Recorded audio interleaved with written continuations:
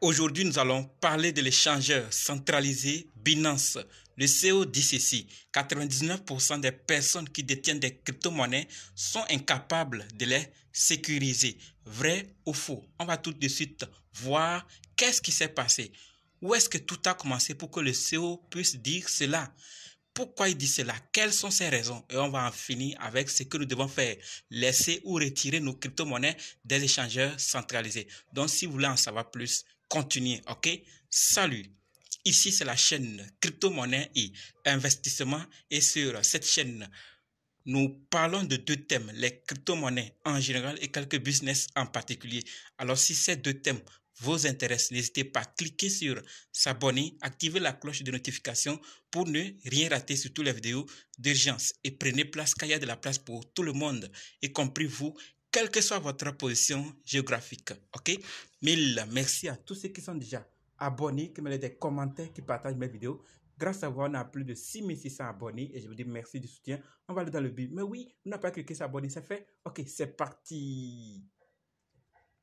Alors, nous allons d'abord voir où est-ce que tout a commencé, qu'est-ce que le CEO a fait, qu'est-ce qu'il a dit et qu'est-ce que nous devons faire. Si vous êtes encore là, c'est que vous voulez vraiment savoir cette nouvelle.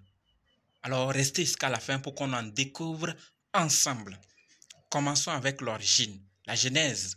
Tout a commencé suite à un audit demandé par Binance au cabinet Mazars afin d'attester de la preuve de réserve de l'échangeur centralisé. Vous vous rappelez très bien, on a parlé de ce rapport, de ces résultats que ce cabinet a donné par rapport aux réserves en plusieurs crypto-monnaies de Binance, n'est-ce pas? Si vous n'avez pas encore suivi la vidéo, allez, elle est juste en bas, vous allez suivre et comprendre ce qui se passe.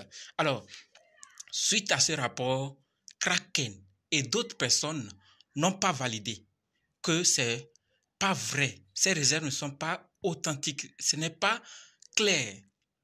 Et ça crée du doute au sein des utilisateurs. Et ce n'est pas tout. Des rumeurs aussi sortent que Binance serait soupçonné par ailleurs d'être dans le viseur des autorités US américaines pour blanchissement d'argent. En plus de ça, le doute a grandi au sein de la communauté chez certaines personnes et ils ont décidé de le concrétiser. Ils ont fait des preuves. Le doute ne s'est pas arrêté dans la tête uniquement, mais dans les faits.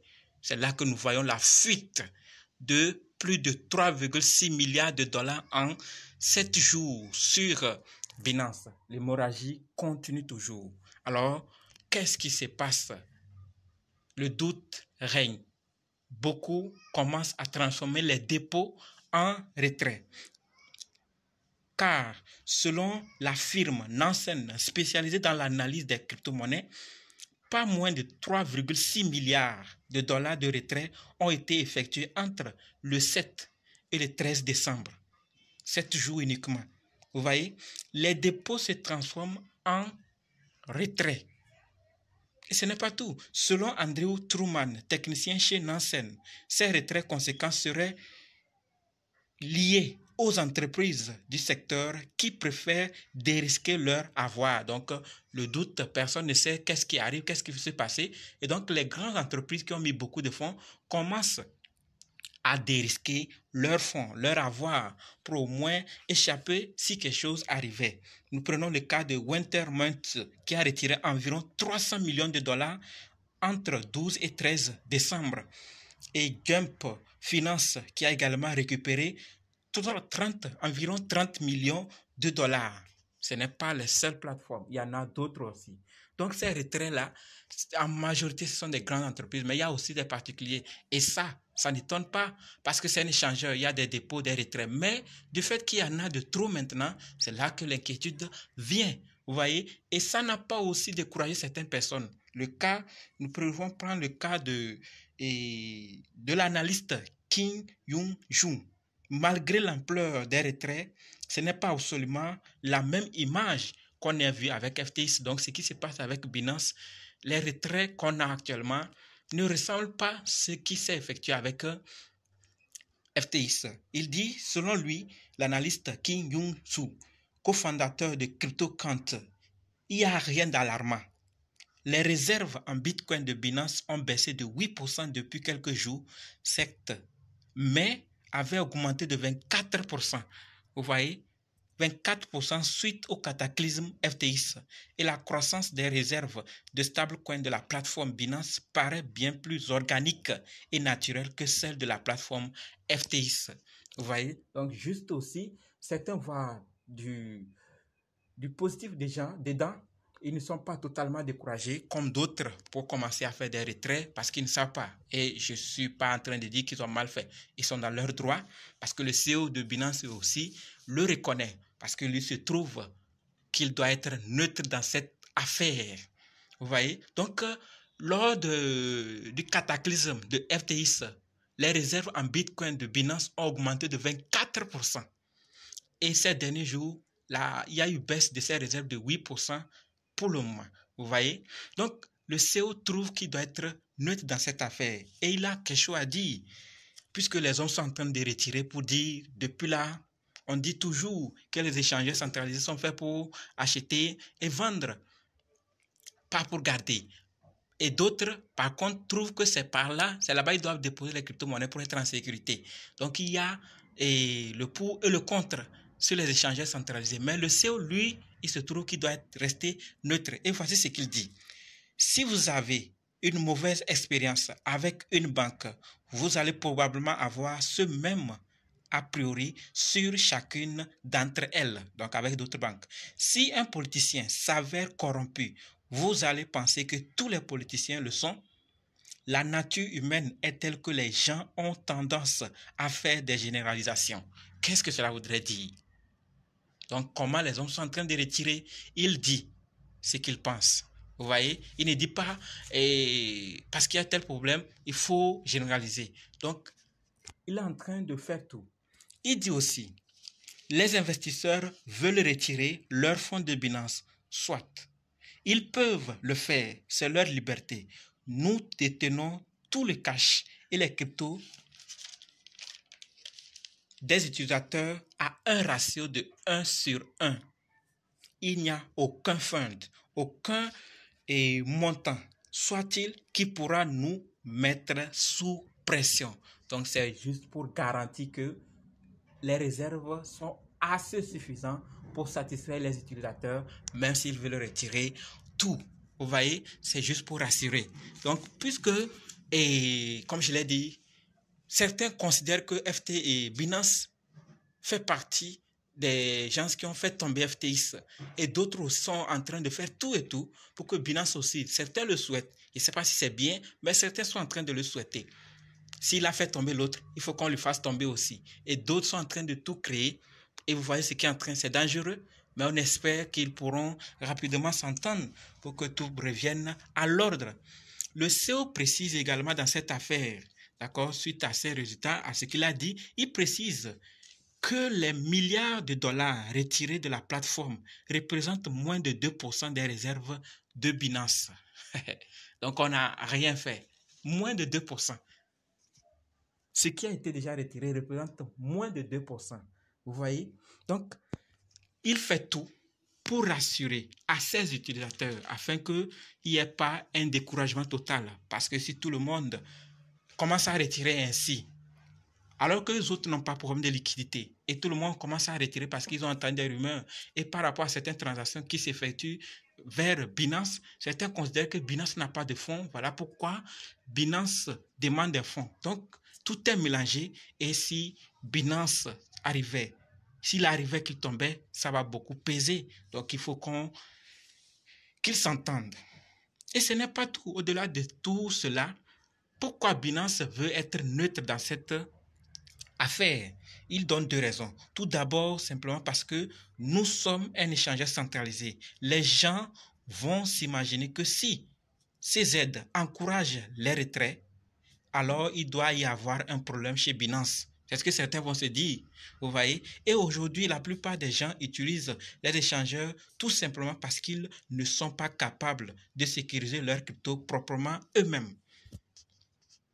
Vous voyez ce qu'il dit? Il continue en disant, si vous êtes en mesure de conserver vous-même vos crypto-monnaies, faites-le. En revanche, on arrive au bon point maintenant.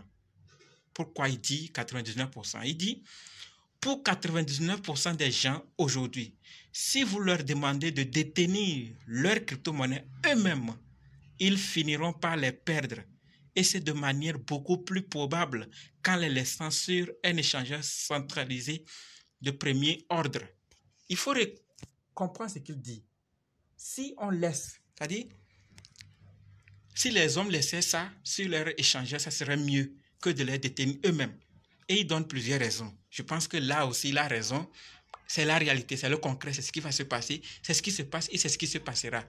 Il dit, soit ces gens vont perdre leur hardware wallet, c'est-à-dire leur ledger, ils vont perdre la clé, soit leur seed phrase. Donc, leur phrase, par exemple, sur Trust Wallet, les 12 mots, certains vont le perdre. Soit ils vont se faire voler leur morceau de papier sur lequel ils ont écrit les 12 mots. Ça peut, le feu peut prendre. Ou soit quelque chose peut arriver et perdre les 12 mots. Vous voyez?